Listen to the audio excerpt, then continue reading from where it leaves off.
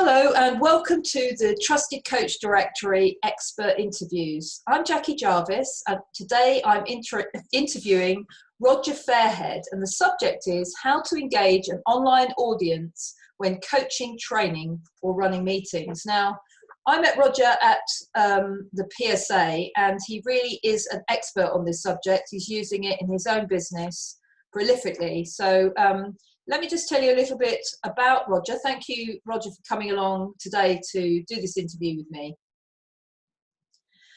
So Roger is a leadership specialist. He's the author of several books, including the prize-winning leadership book. And for the last 8 years, Roger's been involved in an international organisation connecting people in over 40 countries and jointly leading a team of 350 people, holding regular leadership team meetings with people from North America, Australia, Asia, and the UK and Europe on a regular basis.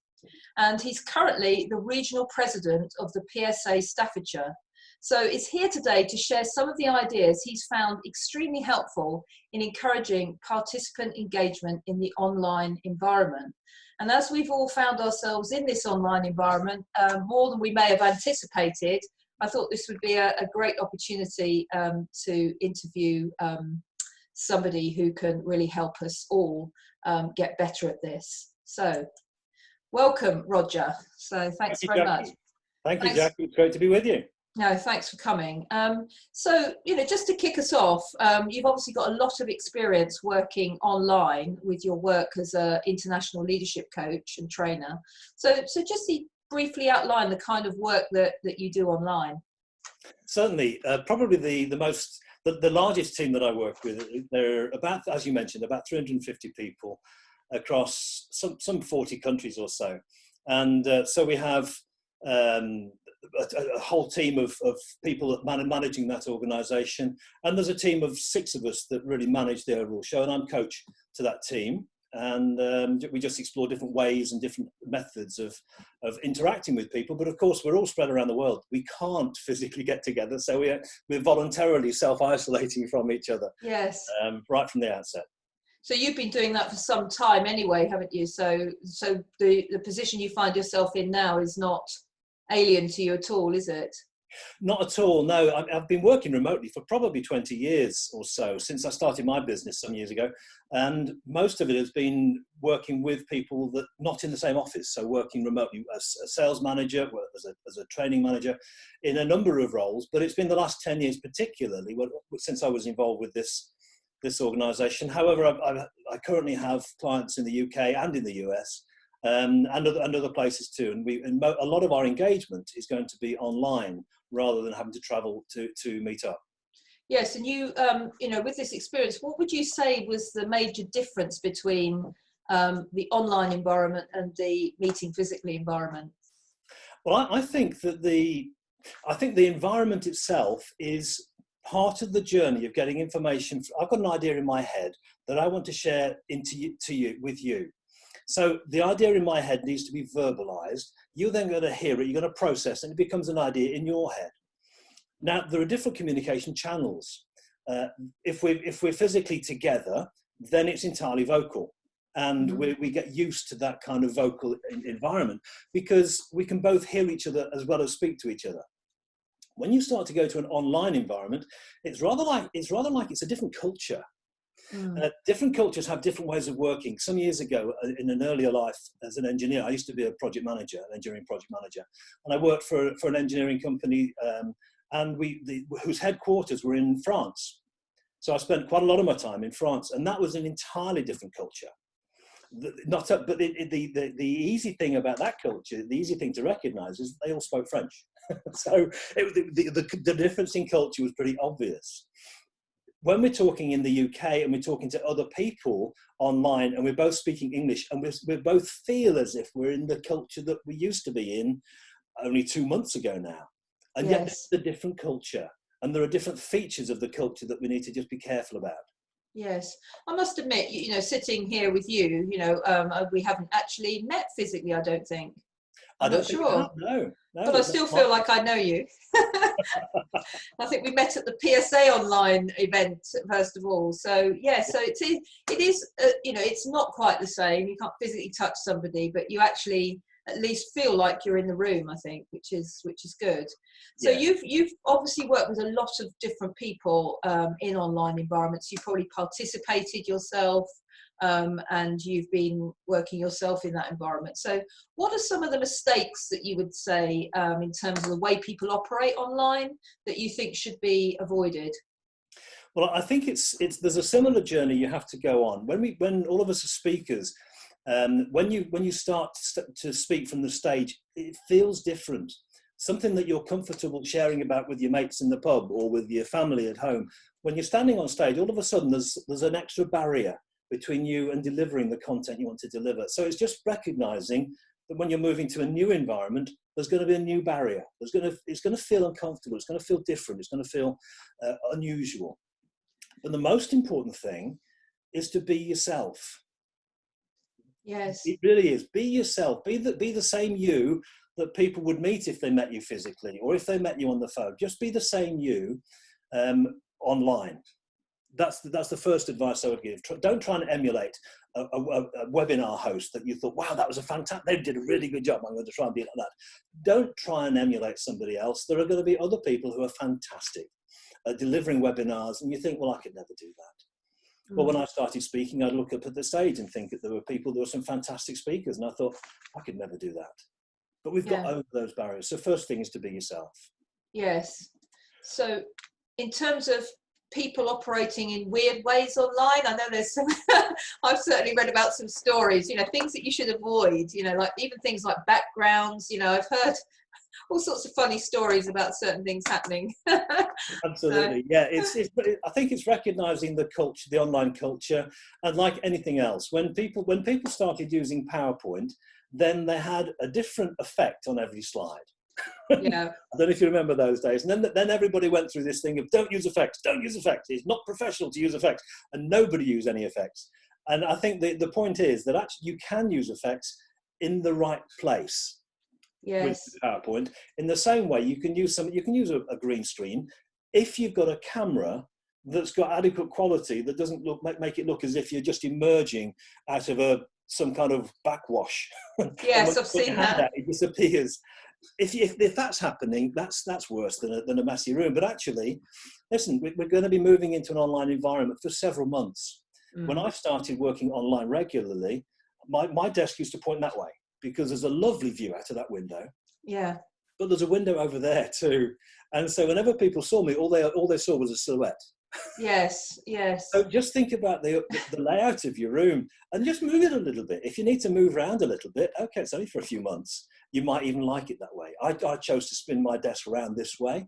Now I happen to have a bookcase behind me, as you can see. And normally I just leave it there. I've also got a roller blind attached to the top of the bookcase. So if I want to do something of a more presentational nature rather than a conversation that we're having, then I'll just pull the roller blind down.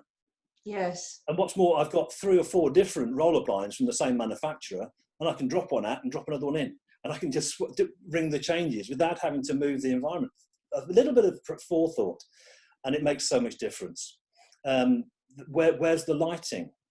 In this case, I've got lighting coming from both sides, and that's great during the day. But at night, what happens? My light is there in this room, so it's shining down on me. So what I've done is put an uplighter just in front here, so that when I'm talking just casually, I've got some illumination that's coming from all round. It doesn't look shadowy. Yes, no, that presentation, I can pull a couple of extra lights up if I need to. Yeah, it is important, and I think it's important to say that you can get on with this, you know, even if you don't have everything perfect. I haven't got an uplight, but I've got this. Yeah. So, and I've also, you know, I have got a bookcase behind me, but I've got a blue, and I used to have a picture behind me. Then when I noticed that the picture was coming out, looked like it was coming out of my ears, you know. So, you know, you just got to think about that. What are people seeing when they look at you? Are they able to see you, or are they, you know, distracted by the things behind you? So, you know, I have definitely seen some odd backgrounds when I've been talking to people recently online. I'm sure you have as well. I even saw someone the other day on one lying on their bed. It looks So interesting, isn't it? The different styles people have.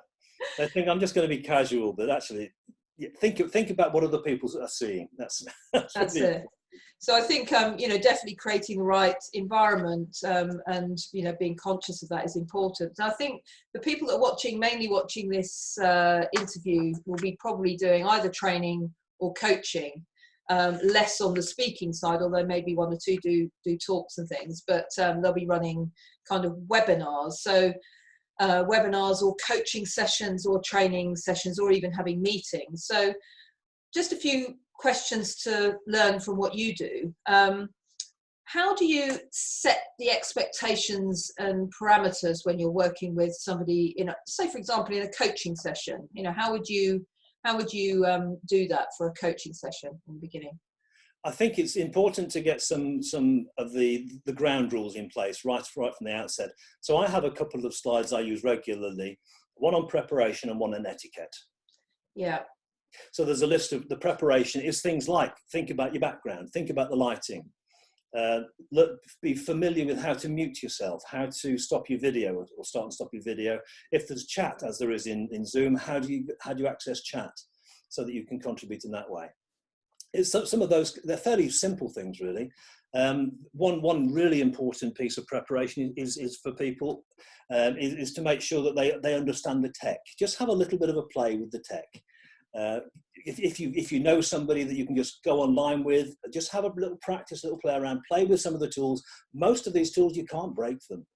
Just have a little go and see where they take you. That's really important. So that's preparation. Yeah. The same way for normal meetings, some of the etiquette is going to be the same. So make sure your phones are switched off. What I would suggest to people as part of the prep is to make sure other apps are switched off on your PC or your laptop. So you haven't got emails buzzing in and messages come buzzing in. If you've got the option of setting your screen to do not disturb, then do that. Close any other apps that might be distracting, either to you or to other people.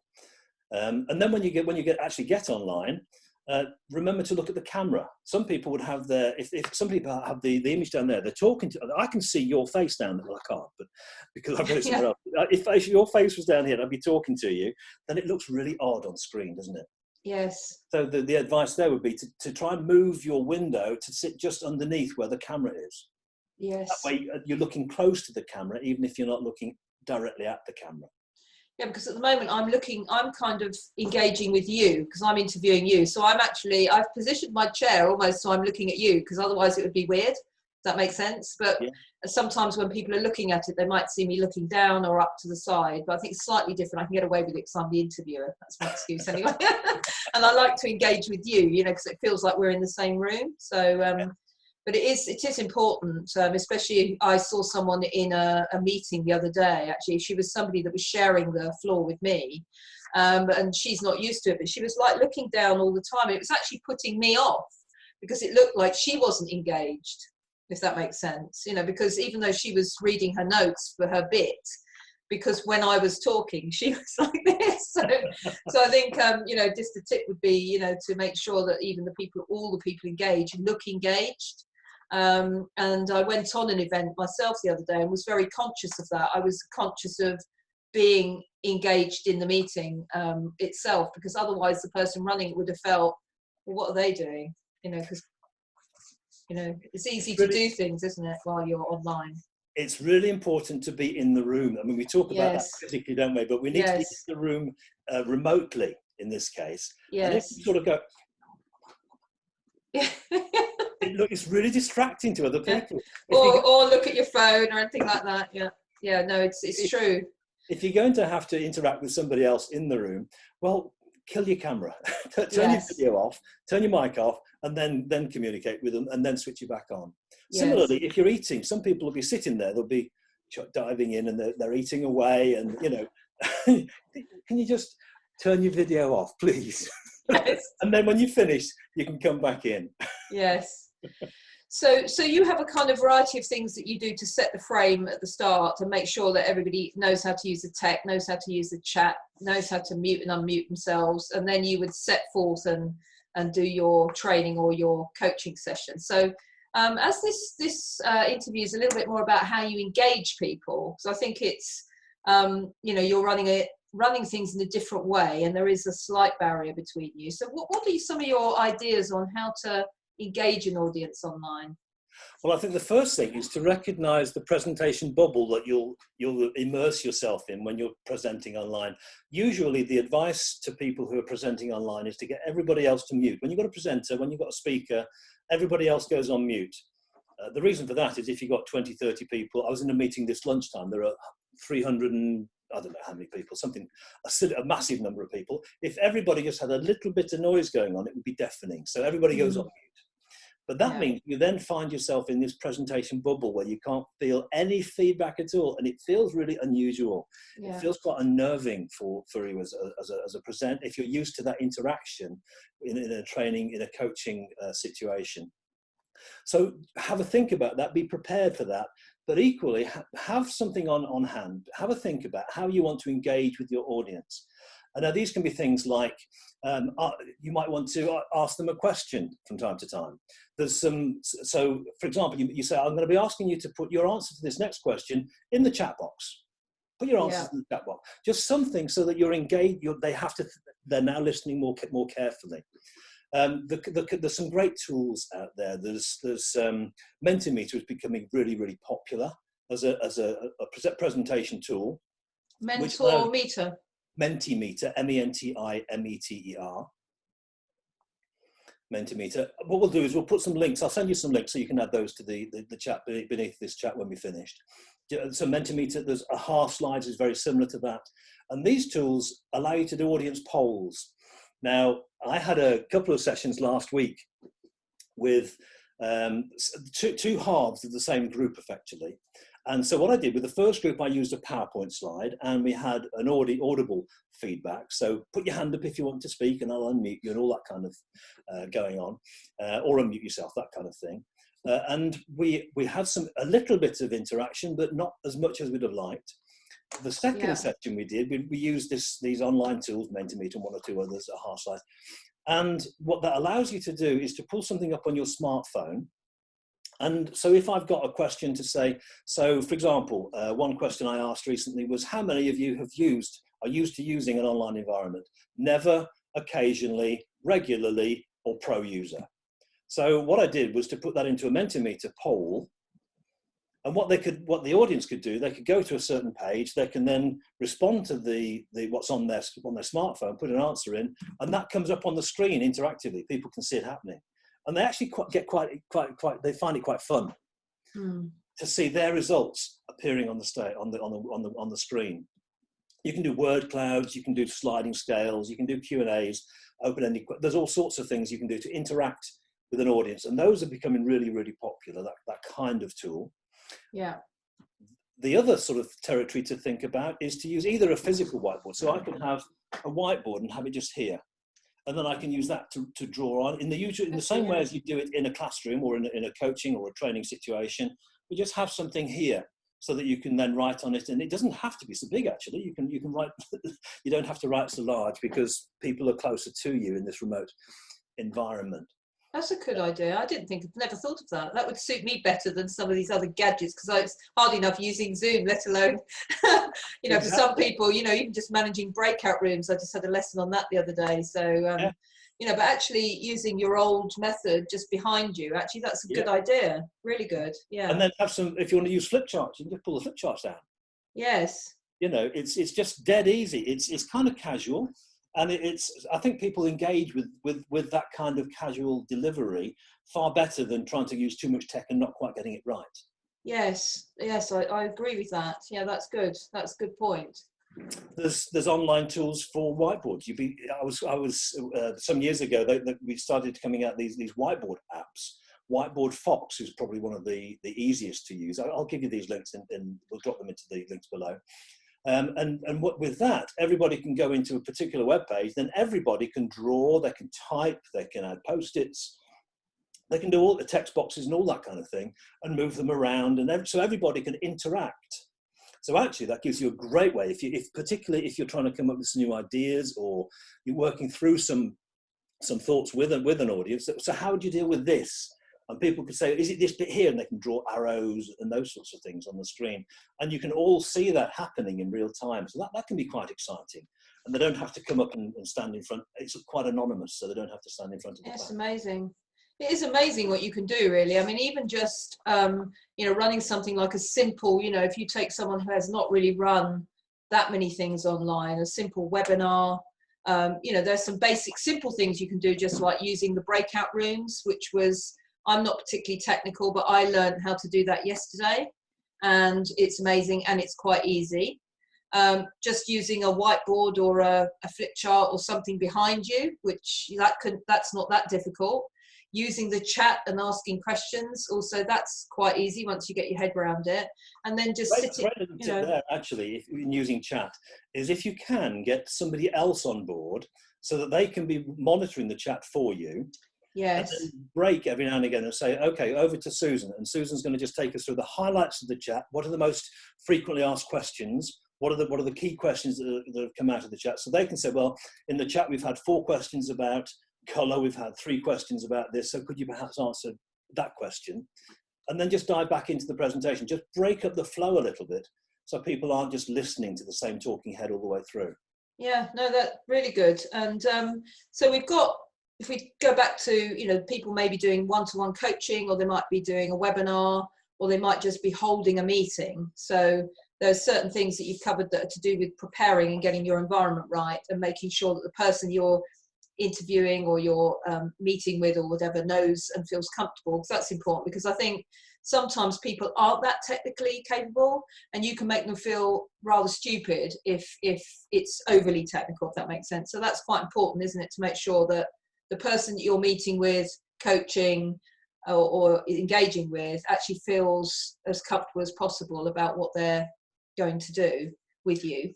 Absolutely. So at the start of it, if it was a one-on-one coaching or 1 on 2 or 3, a smallish group, then one of the first things you might want to do is just say, everybody try unmuting your mic, try muting your mic, just get them to talk them through it. So they've done it 2 or 3 times, so they're now familiar with it. Yes. Another thing that I found, because I do some meetings and things online, is even the things like sending out an agenda, going through the agenda, all of that kind of thing. So the same rules that you would normally apply to a physical situation, you can still do by sending it through, showing a slide with it on, talking it through, telling people what to expect, starting and opening and closing properly, and engaging like a normal human being in between. It's quite important, isn't it, without it being overly technical. I think there's some really useful techniques you can use, as well as using presentation software like Mentimeter or like PowerPoint. A very easy technique is to even just have a Word document open and then share your screen with the Word document.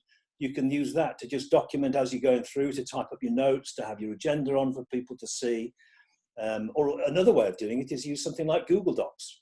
So yes, that everybody goes to the same page. And one team that I work with, we have just a Google Doc.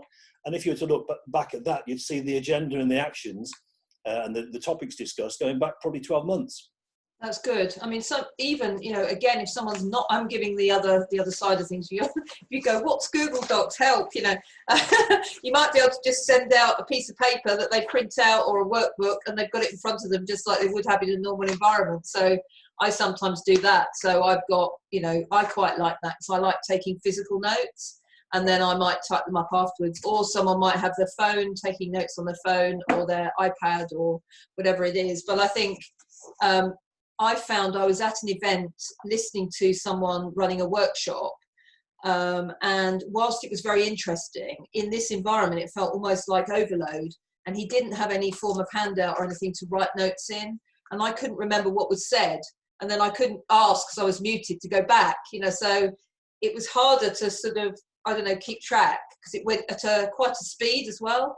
And I think the tendency is to go faster, it's more intense online, whereas in a normal environment you might break up into groups, talk a little bit, write stuff down, so I think that's worth thinking about, isn't it, how intense it is, and how you stop people and give them reflection time in between each point. Or I think it is, it's part of this presentation bubble that you feel all of a sudden you've got no feedback.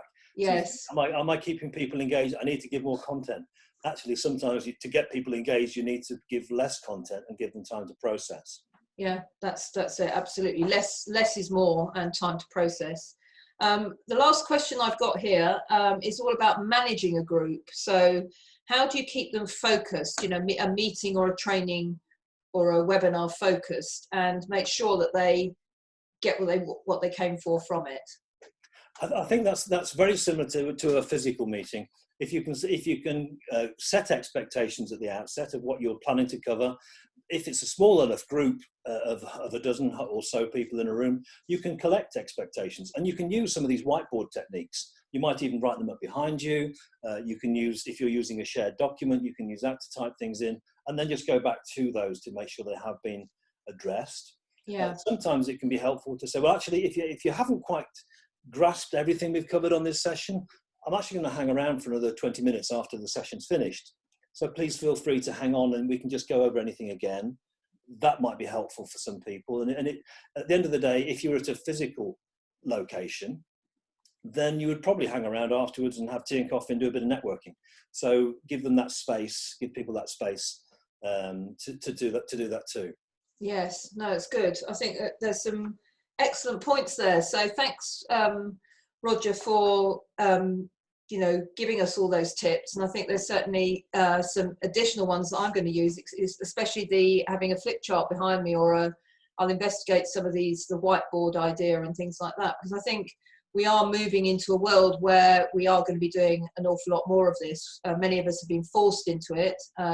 Someone like you has been doing it for years, and so, you know, you've probably managed to keep a lot of your work going, whereas some of us may have lost our work because we haven't been quick enough to engage our clients in this way. So we're running to catch up maybe with a place that you've already reached. I think there is the temptation for people in this kind of environment to think, I need to run before I can walk, and I need to rush into the online environment.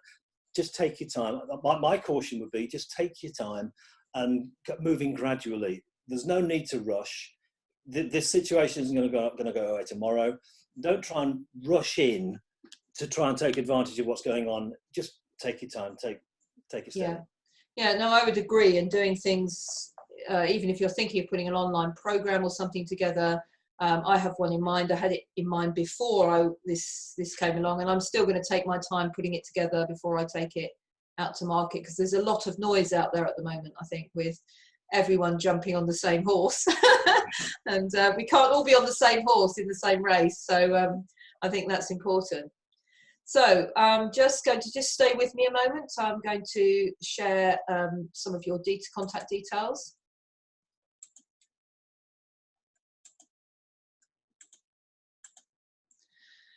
Okay, so I'd like to say thank you to Roger for a really great interview. There was some brilliant tips there, and I'm really pleased to see how well he's doing in the online environment. And he described his day to me when we first got onto this interview, and it was amazing how much he managed to achieve in a day, all online. And I understand he's kept a lot of his work going. So, you know, what he's learned to do and how he's operating is something certainly to be admired. So thank you, Roger, for that. It's brilliant.